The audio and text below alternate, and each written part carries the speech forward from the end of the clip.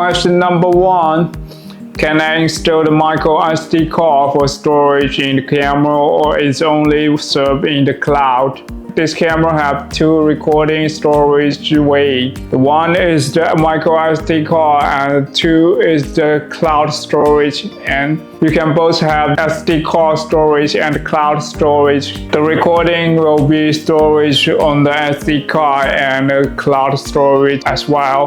If you subscribe to cloud storage, the video will upload to the cloud and you can play back by cloud storage. Usually you can just put your micro SD card, insert SD card to the camera, and the recording will be stored on the SD card. And if there are any other questions, please email us at somiku@163.com. We will respond to you within 12 hours.